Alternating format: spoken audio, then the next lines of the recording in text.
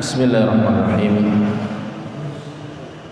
Assalamualaikum warahmatullahi wabarakatuh.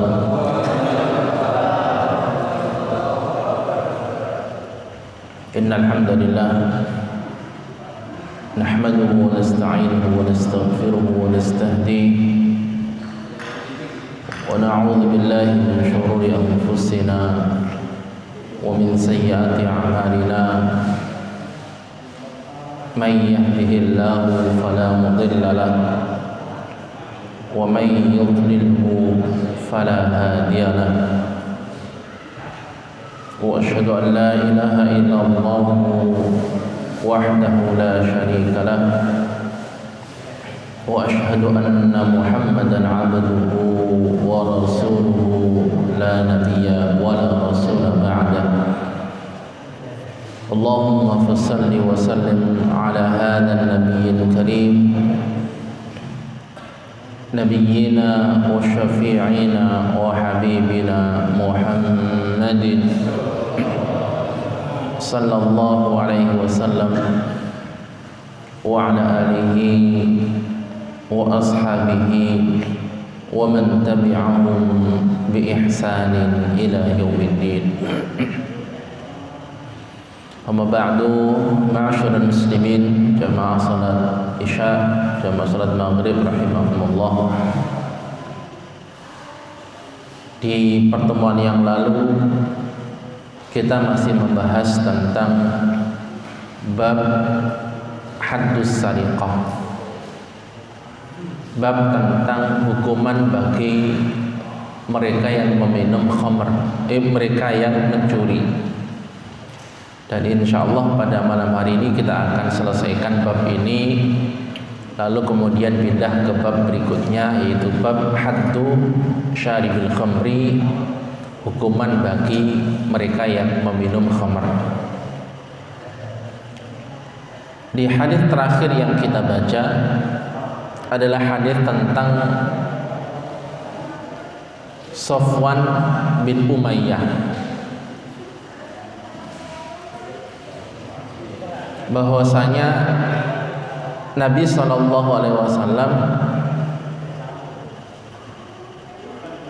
bersabda ketika memerintahkan untuk memotong tangan orang yang mencuri selendangnya. Lalu kemudian sahabat Safwan bin Umayyah ini memberikan syafaat kepada orang tersebut, yang akhirnya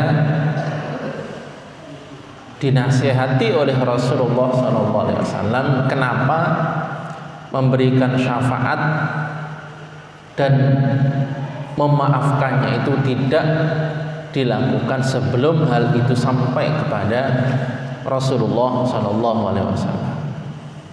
Halla qabla an ta'tiyani bihi.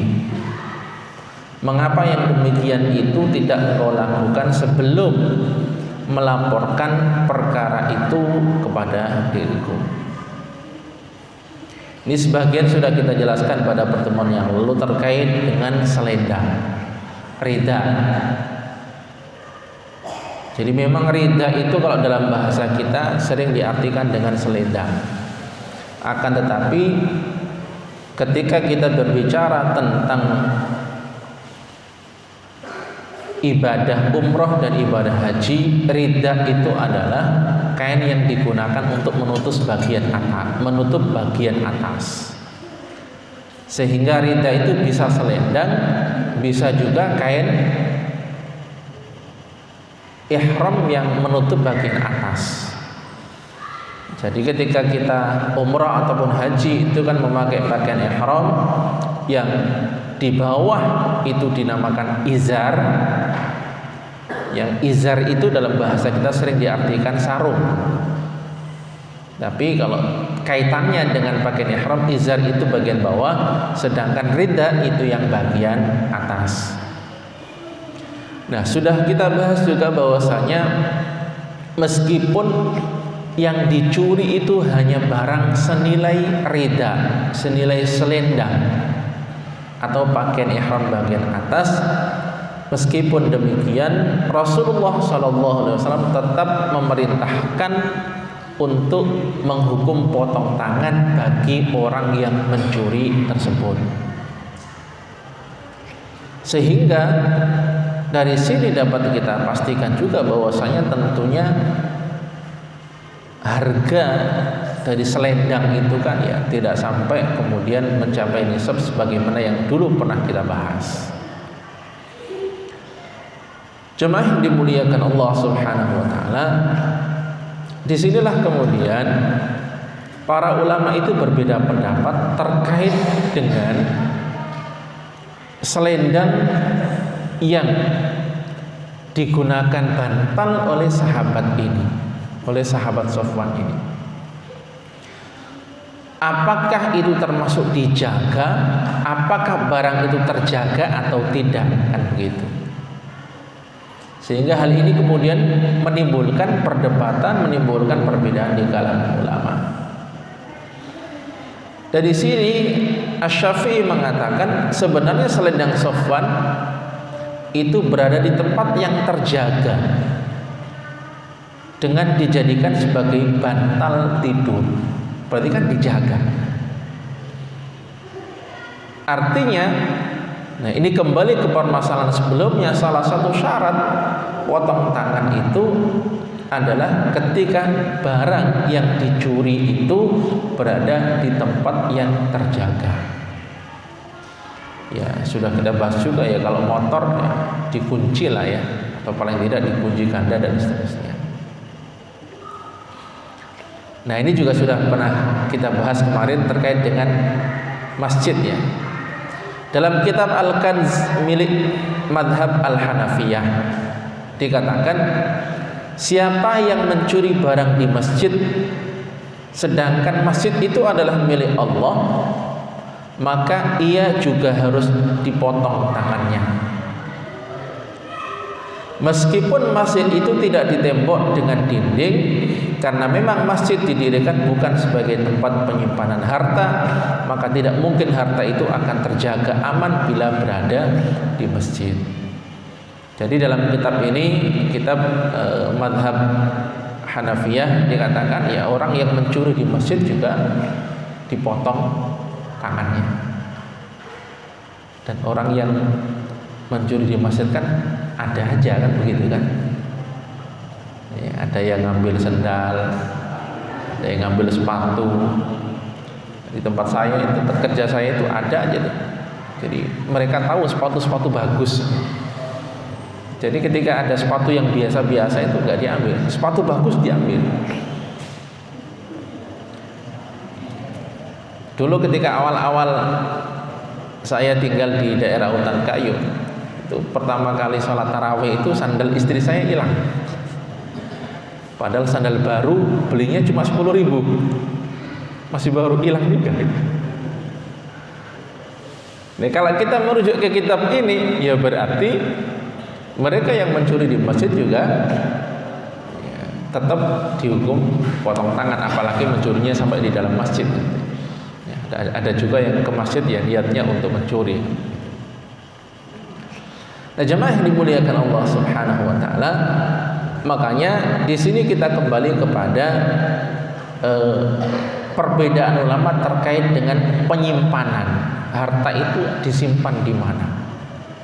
Makanya sudah pernah kita bahas juga ya, tentunya masing-masing harta itu ada tempat penyimpanan tersendiri. Ya kalau hewan ternak ya di kandangnya kan begitu. Nggak mungkin hewan ternak ditaruh di garasi kan gitu. Ya, kalau motor, mobil ya di garasi dan seterusnya. Kalau uang ya bisa di lemari, bisa di dalam rumah. Artinya masing-masing barang-barang itu ada tempat-tempat tersendiri yang dikatakan sebagai tempat dijaganya atau tempat tersimpannya barang tersebut. Dan jemaah yang dimuliakan Allah Subhanahu wa taala, saking detailnya pembahasan ulama terkait dengan hal ini, mereka juga berbeda pendapat tentang kuburan. Jadi pembahasan mereka itu sampai kemana-mana. Mereka mengandai-andai, andaikan ada orang yang mencuri kain kafan di kuburan. Dan itu pernah terjadi juga. Apakah termasuk tempat penyimpanan terhadap kain kafan yang terdapat padanya sehingga pencurinya ini harus dipotong tangan atau tidak? Makanya di sini ada dua pendapat. Pendapat pertama mengatakan pencurinya bahwa pencuri kain kafan itu adalah pencuri dan harus dihukum potong tangan. Ya, artinya ada orang yang mencuri kain kafan yang ada di jenazah itu. Ada yang berani begitu ya? Ya, kenyataannya ada juga. Ya, kalau di kita kan kain kafan, kalau di kuburan Cina kan nggak ada kain kafan, justru malah harta yang berharga kan gitu kan. Jadi pendapat pertama mengatakan ya tetap dipotong tangan karena ia telah mengambil harta sembunyi-sembunyi dari tempat penyimpanannya dan juga berdasarkan riwayat dari Ali dan Aisyah radhiyallahu anha. Ya tentunya kain kafan itu kan ada di tempat tersembunyi, bahkan di dalam, bahkan ada di mayat kan begitu kan. Kalau sampai diambil berarti nyurinya itu serius, nyurinya itu sengaja dan niat gitu. Tapi pendapat kedua, pendapat Ats-Tsauri, Imam Abu Hanifah mengatakan si pencuri kain kafan ini tidak dihukum potong tangan karena kuburan itu tidak termasuk sebagai tempat penyimpanan. Tapi perhatikan jemaah yang dimuliakan Allah Subhanahu wa taala. Baik mereka yang berpendapat bahwasanya pencuri kain kafan itu dipotong tangan maupun tidak dipotong tangan, semuanya sepakat bahwasanya yang namanya pencuri ya harus dihukum kan begitu. Hanya saja perbedaannya adalah yang satu mengatakan hukumannya potong tangan, yang satu mengatakan hukumannya yang lain. Ini yang perlu diperhatikan. Jadi ketika ada perbedaan pendapat di kalangan ulama terkait dengan itu dipotong tangan apa enggak, bukan berarti kemudian tidak dihukum, tetap dihukum, cuma pendapat yang lain mengatakan hukumannya itu tidak potong tangan, tapi dihukum sesuai dengan ijtihad sang hakim. Terserah hakim mau dihukum seperti apa. Ulama berbeda pendapat terhadap pencuri baitul mal. Menjadi dua pendapat. Pendapat pertama Syafi'iyah, Al-Hanafiyah mengatakan tidak dihukum potong tangan. Pendapat kedua, pendapat Imam Malik mengatakan tetap dihukum potong tangan. Inilah beberapa perbedaan pendapat terkait dengan hal itu. Hadis selanjutnya. Wa an Jabir bin Abdullah qala. Dari Jabir bin Abdullah radhiyallahu anhu beliau berkata, Ji'a bisariqin ila Nabi sallallahu alaihi wasallam faqala. Ada seorang pencuri yang didatangkan dan dibawa kepada Nabi sallallahu alaihi wasallam. Lalu beliau berkata, "Uqtuluhu, bunuh dia." Faqalu, para sahabat ini kemudian berkata, "Innama saraqa ya Rasulullah." Dia hanya mencuri ya Rasulullah. Faqal, beliau kemudian bersabda, "Iqta'uhu." Ya kalau begitu potong tangannya. Faquti'ah, lalu dipotong. Tsumma ji'a bihi tsaniyah. Kemudian setelah dipotong tangan, orang ini didatangin lagi. Habis mencuri lagi. Faqala, beliau bersabda, "Uqtuluhu." Bunuh dia. Fadzakara mithlahu, kemudian beliau menyebutkan seperti yang tadi itu. Jadi karena dia hanya mencuri maka disuruh potong, sampai kemudian yang ketiga kalinya, sampai kemudian yang keempat kalinya, tsumma ji'a bihil khamisah, sampai kemudian yang kelima kalinya.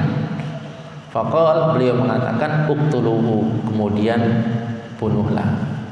Akhrajahu Abu Dawud wan Nasa'i wastankarahu. Diriwayatkan oleh Abu Dawud, An-Nasa'i, akan tapi menurut Imam An-Nasa'i hadis ini mungkar, hadis ini tidak sahih. Jadi terkait dengan hukuman bagi orang yang mencuri berkali-kali. Nanti insya Allah akan ada penjelasannya. Setelah mencuri, potong tangan. Mencuri lagi, itu bagaimana? Sampai keempat dan kelima kalinya. Ya bisa-bisa habis ya tangan dan kakinya kan itu. Kelanjutan hadisnya terdapat pada kedua riwayat Jabir. Ia berkata, kami membawanya lalu kami bunuh. Setelah itu kami seret dan lemparkan ke sumur sambil dilempari dengan batu. Tapi hadis ini mungkar. Ya, artinya tidak sahih. Hadis ini mungkar karena adanya sanad yang dinyatakan lemah. Wa akhraja min haditsil Harits ibn Hatib nahwa wa dzakara Syafi'i anna al-qatla fil khamisati mansukh. Ia juga meriwayatkan hadis serupa dari Harits bin Hatib. Asy-Syafi'i menyebutkan bahwa hukuman dibunuh pada kelima kali itu adalah mansukh. Mansukh itu dihapus dan tidak diberlakukan lagi. Jadi menurut Imam Syafi'i, mereka yang sudah mencuri berkali-kali, kemudian yang kelima kok kemudian dibunuh, nah hadis ini sudah dihapus hukumnya sehingga tidak berlaku lagi. Jamaah yang dimuliakan Allah Subhanahu wa taala. Nah, disinilah ada perbedaan pendapat di kalangan ulama terkait dengan orang yang mencuri kelima kalinya ini, dan kedua tangan kakinya sudah dipotong. Ya, nggak tahu gimana caranya ya, tangan kaki dipotong tapi masih bisa nyuri kan gitu. Ya mungkin aja kan gitu. Dan disinilah kecerdasan ulama-ulama terdahulu sampai seperti itu membahasnya. Bagi kita ya kayaknya nggak mungkin, tapi bagi ulama karena ini adalah masalah fikih, sehingga jika itu ada dan terjadi tidak perlu mencari-cari dalil lagi. Mereka kemudian berdebat, mengkaji di situ, sehingga muncullah perbedaan pendapat di kalangan ulama. Ya. Di sini juga kemudian ada pembahasan tentang urutan yang dipotong. Nah, berdasarkan ijma ulama bahwa yang wajib dipotong terlebih dahulu adalah tangan kanan. Jadi ketika ada orang yang mencuri sesuai dengan kriteria-kriteria yang sudah kita sebutkan terdahulu, yang pertama kali dipotong tangan kanannya.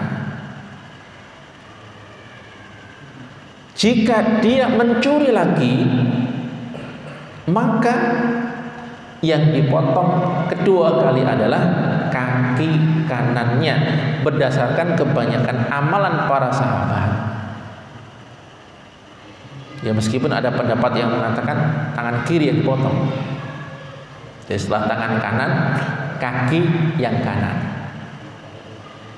Untuk ketiga kalinya, tangan kanan sudah dipotong, kaki kanan sudah dipotong, kok masih mencuri lagi, bahkan mungkin mencurinya semakin banyak, gitu kan? Untuk ketiga kali, maka potonglah tangan kirinya. Tangan kirinya dipotong. Dan untuk keempat kalinya, potong kaki kirinya. Inilah pendapat Asy-Syafi'i dan Malik yang diriwayatkan Ad-Daruqutni. Jadi inilah salah satu di antara kejelian para ulama, para ahli fikih dalam membahas masalah ini. Sekali lagi mungkin kita nggak terbayang ya kok ada orang bisa mencuri sampai seperti pembahasannya ya harus ada. Sehingga jika memang itu terjadi, ya ini tinggal dipraktekkan saja. Nah, dalam hadis tadi, kalau kelima kalinya tangannya sudah dipotong, kakinya dipotong, masih mencuri.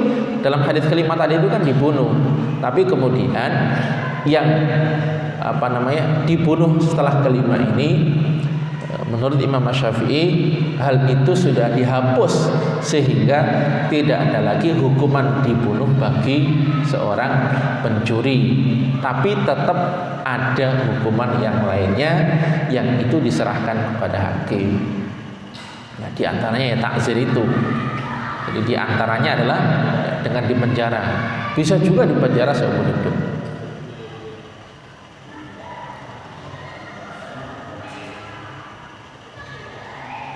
Hal itu berdasarkan hadis Abu Hurairah bahwa Nabi SAW bersabda kepada siapa yang mencuri, jika seorang mencuri maka potonglah tangannya, dan jika ia mencuri kedua kalinya potonglah kakinya, dan jika mencuri ketiga kalinya potonglah tangannya, kemudian ia mencuri yang keempat maka potonglah kakinya. Nah, ini diantara dalil yang menunjukkan tentang urutan-urutan yang harus dipotong tadi itu. Sedangkan pembahasan berikutnya adalah bagian tangan yang dipotong itu yang sebelah mana. Ini yang dulu pernah ditanyakan di awal, ya kan? Yang dipotong adalah pergelangan tangan dan pergelangan kaki. Kalau tangan pergelangan tangan, kalau kaki pergelangan kaki. Inilah pendapat yang paling kuat di kalangan ulama. Meskipun ada yang mengatakan, dan pendapatnya lemah, ada yang mengatakan dipotongnya itu di pangkal jari. Jadi tidak sampai di pergelangan tangan tapi di pangkal jari. Tapi pendapat ini kemudian lemah. Bahkan ada lagi yang mengatakan dipotongnya dari pangkal ketiak. Ini lebih lemah lagi. Bisa dibayangkan bagaimana pangkal ketiak kanan kiri dipotong, kemudian kakinya juga. Sehingga ya, yang paling kuat adalah dipotong dari pergelangan tangannya.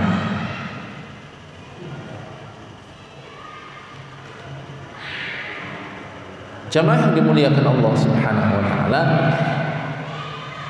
itulah pembahasan tentang haddus sariqah, hukuman bagi orang yang mencuri. Yang jelas, kenapa kemudian Allah Subhanahu wa taala mengatur hukuman ini? Agama kita mengatur secara detail terkait dengan hal ini. Para ahli fikih membahas ini karena itu semuanya adalah dalam rangka untuk menjaga harta seorang muslim, karena itulah bagian dari maqasidus syariah, tujuan-tujuan syariat, yaitu hifdzul mal, menjaga harta. Jadi semua itu dalam rangka untuk melindungi harta seorang muslim agar tidak seenaknya orang itu mencuri tanpa ada hak dan tanpa ada kebenaran. Dengan begitu selesai sudah penjelasan tentang hukuman bagi pencuri. Sebelum kita lanjutkan ke haddu syaribil khamr, hukuman bagi peminum khamr, ada yang ditanyakan? Silahkan. Ada pertanyaan sebelum kita pindah bab? Tidak ada? Kalau nggak ada kita lanjutkan ya. Baik. Pembahasan berikutnya adalah bab haddi syaribil khamri. Bab yang keempat yaitu bab hukuman bagi peminum khamr dan penjelasan tentang minuman yang memabukkan. Jadi jika kita perhatikan, memang hukuman-hukuman ini adalah dalam rangka untuk melindungi, dan semua itu bagian dari tujuan-tujuan pensyariatan agama kita ini. Dulu kita membahas tentang hukuman bagi orang yang membunuh, itu dalam rangka untuk melindungi jiwa, hifdzu an-nafsi. Kita juga pernah membahas hukuman bagi orang yang zina. Kenapa ada hukuman itu? Dalam rangka untuk hifdzun nasl, melindungi keturunan. Kemudian yang ketiga ada haddus sariqah, hukuman bagi orang yang mencuri dalam rangka untuk hifdzul mal, menjaga harta. Nah, saat ini ada hukuman bagi peminum khamr ini dalam rangka untuk hifdzul aqli, melindungi akal. Dalam rangka untuk melindungi akal setiap manusia, seorang muslim, maka mereka yang merusak akal itu kemudian harus dihukum. Hadis yang pertama, An Anas bin Malik qala, dari Anas bin Malik beliau berkata, anna Nabiy sallallahu alaihi wasallam utiya bi rajulin qad syaribal khamra, bahwasanya Nabi sallallahu alaihi wasallam pernah didatangkan seseorang yang telah meminum khamr. Fajaladahu bi jaridataini nahwa arba'ina, lalu beliau memukulnya dengan 2 pelepah kurma sebanyak 40 kali. Ya, nanti kalau nggak tahu pelepah kurma, itu depan rumahnya Pak Martana ada kurma ini. Nah, itu pelepah kurmanya ini. Ya, jadi 2 pelepah kurma yang digunakan oleh Nabi untuk mencambuk atau memukul orang yang minum khamr. Nahwa arba'ina, jadi beliau mencambuknya, memukulnya dengan 2 pelepah kurma sekitar 40 kali. 40 kali pukulan, 40 kali cambukan. Qala, beliau berkata, wa fa'alahu Abu Bakrin, dan hal itu juga dilakukan oleh Abu Bakar. Artinya setelah Rasulullah meninggal dunia, kepemimpinan dilanjutkan oleh Abu Bakar. Abu Bakar juga melaksanakan hal itu, menghukum peminum khamr itu dengan 40 kali pukulan dan cambukan. Falamma kana Umar, ketika kekhalifahan pindah ke Umar, Abu Bakar meninggal, ganti Umar, istasyaron nas, Umar ini kemudian bermusyawarah dengan orang-orang, dengan para sahabat. Faqala Abdurrahman kemudian mengatakan, ini Abdurrahman bin Auf, akhaffal hududi thamanina fa'amara bihi Umar, hukuman paling ringan bagi peminum khamr adalah 80 kali. Lalu Umar memerintahkan untuk melakukannya, memukul dengan 80 kali pukulan. Muttafaqun alaih. Jamaah yang dimuliakan Allah Subhanahu wa taala, ada banyak pembahasan sebenarnya dalam hadis yang pertama ini. Pembahasan pertama tentang khamr itu sendiri, atau asal kata penamaan khamr, kenapa dinamakan dengan khamr. Dan di sini ada perbedaan pendapat di kalangan ulama yang panjang terkait dengan mengapa dinamakan dengan khamr. Termasuk juga ada perbedaan pendapat yang panjang terkait dengan bahan-bahan khamr dan apa saja yang disebut dengan khamr. Ada yang mengatakan bahwa khamr itu khusus anggur. Ada yang mengatakan khamr itu khusus kurma.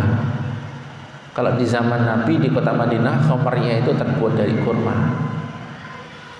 Akan tapi jika kita hanya mengatakan khamr itu khusus kurma, ya berarti khusus anggur, berarti khamr yang ada di Indonesia ini kan juga dari macam-macam kan, tidak hanya dari kurma dan anggur, berarti tidak bisa dikatakan khamr kan begitu. Makanya ada perbedaan pendapat di kalangan ulama terkait dengan penamaan ini dan seperti apa khamr yang kemudian diharamkan dan dihukum cambuk bagi orang yang meminumnya. Tapi singkat kata adalah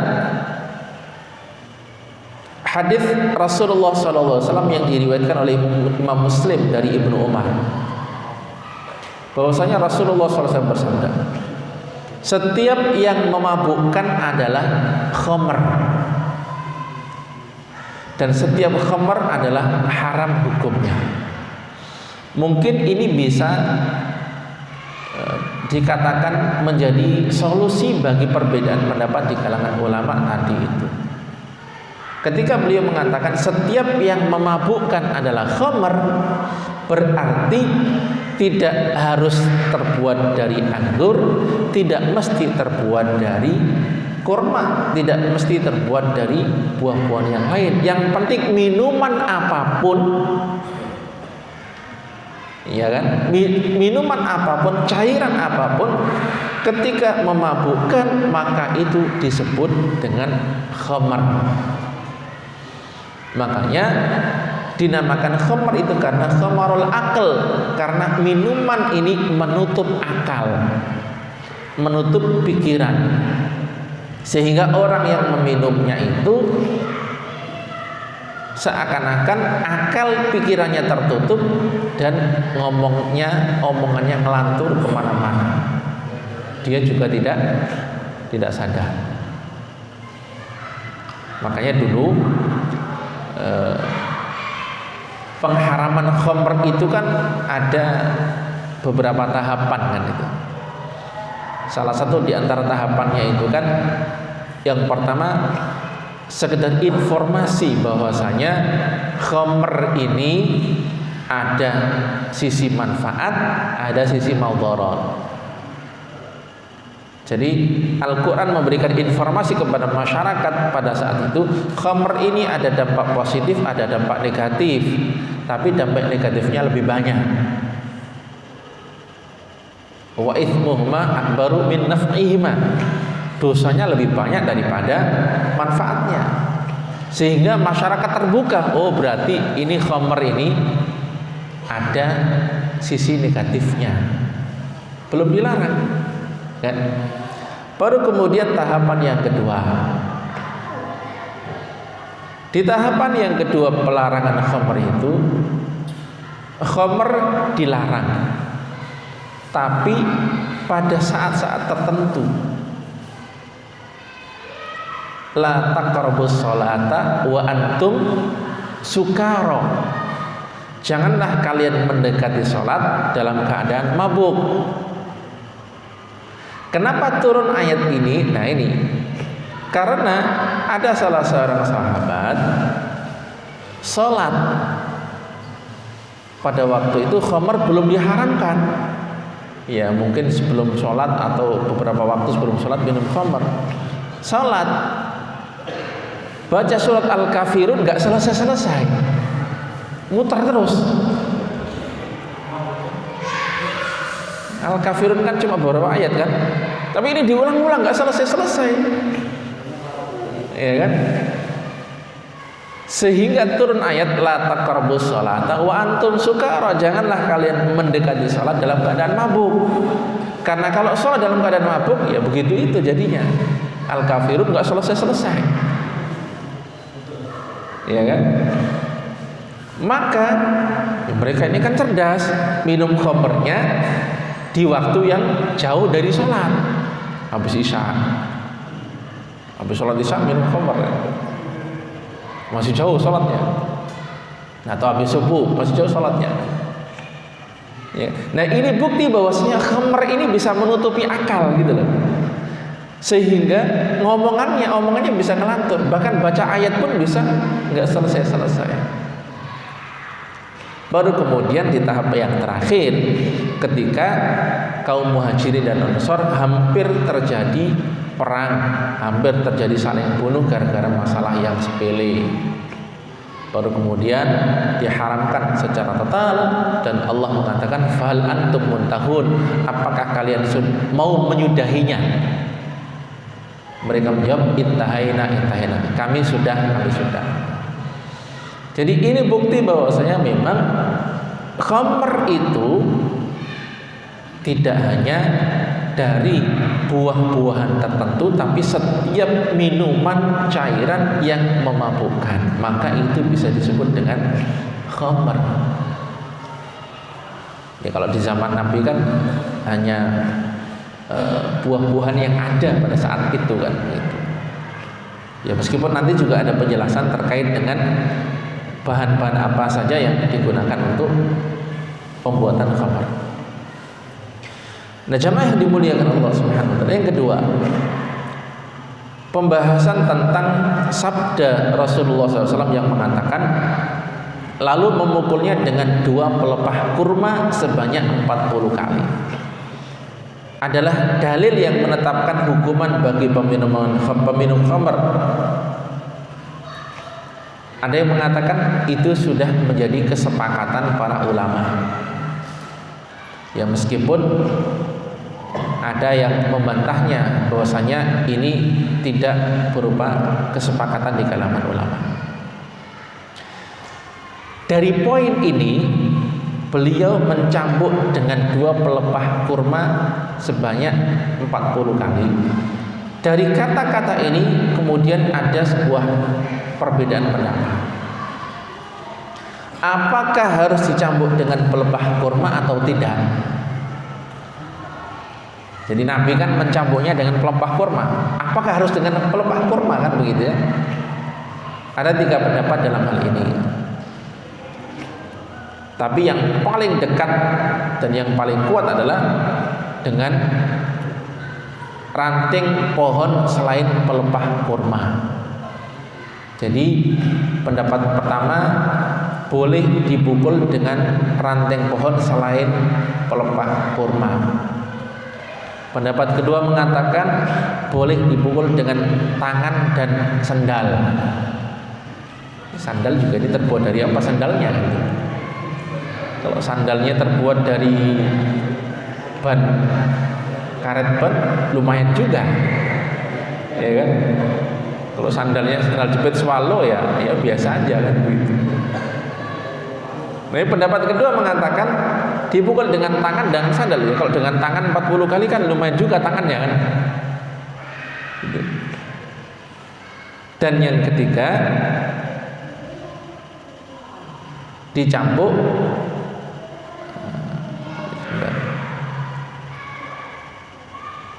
dengan cemeti atau dengan cambuk. Inilah perbedaan pendapat di kalangan ulama. Tapi sebenarnya esensinya, intinya sebenarnya bukan pada itu. Intinya kan dicambuk kan begitu. Ya kalau misalkan saat ini susah mencari pelepah kurma, ya saat ini kan pohon kurma banyak tumbuh di mana-mana dan mudah juga kan gitu. Atau di era modern, masa kok dicambuknya dengan sandal begitu kan? Ya meskipun ada pendapat itu. Nah, tapi ya inilah pendapat atau perbedaan pendapat di kalangan ulama. Penulis kitab berkata, beberapa ulama mutaakhirin, ulama-ulama kontemporer menentukan hukuman cambuk bagi para pembangkang dan ujung pakaian dengan ujung pakaian dan sandal diperuntukkan bagi pelaku yang lemah dan selain mereka. Jadi ada lagi pendapat yang mengatakan dipukulnya dengan ujung pakaian. Jadi ujungnya baju itu atau ujungnya sarung, artinya baju lah itu. Jumlah pukulannya telah ditentukan kira-kira 40 kali seperti yang diriwayatkan oleh Imam Al-Baihaqi. Nah, tapi jamaah yang dimuliakan Allah Subhanahu wa taala, ada pembahasan yang ketiga. Rasulullah memutuskan menghukum peminum khamr itu dengan 40 kali. Tapi di zaman Umar, ia bermusyawarah dengan masyarakat, dengan orang-orang, dan kemudian mencambuknya 80 kali. Nah, jamaah yang dimuliakan Allah Subhanahu wa taala. Kenapa demikian? Sebab di masa Umar, sebagaimana diriwayatkan bahwa Khalid bin Walid itu pernah menulis surat kepada Umar ini. Beliau mengatakan sesungguhnya manusia ini bergelimang dengan minuman khamr dan menganggap ringan hukuman yang diberikan. Jadi di masa Umar, ya karena memang kondisi perekonomian sudah mulai bagus, banyak yang minum khamr, dan mereka ini menganggap 40 kali itu ringan. Karena mereka menganggap 40 kali itu ringan, maka mereka gampang minum khamr. Sehingga hal ini kemudian disampaikan kepada seorang khalifah terkait dengan kendala itu.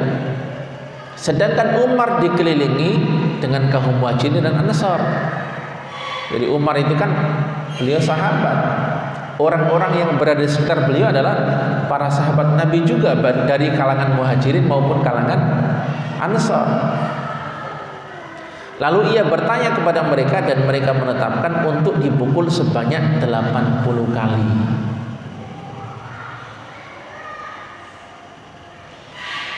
Umar bermusyawarah tentang hukuman yang tepat bagi peminum khamar.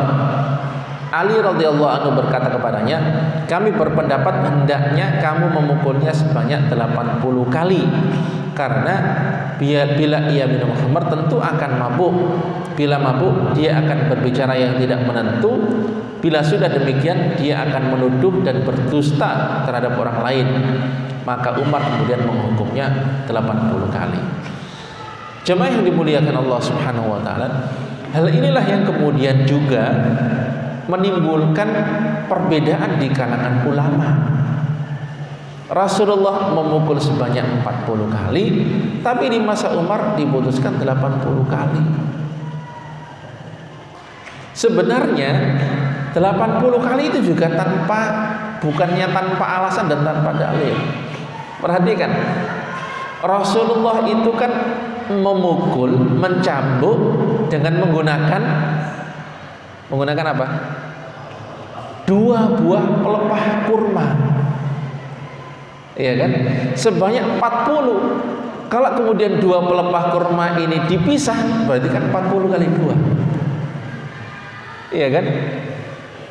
Dan hal itu jugalah yang dilakukan ketika orang yang mendapatkan hukuman cambuk itu merasakan sesuatu yang menyakiti, bahkan hampir membuat orang itu mati.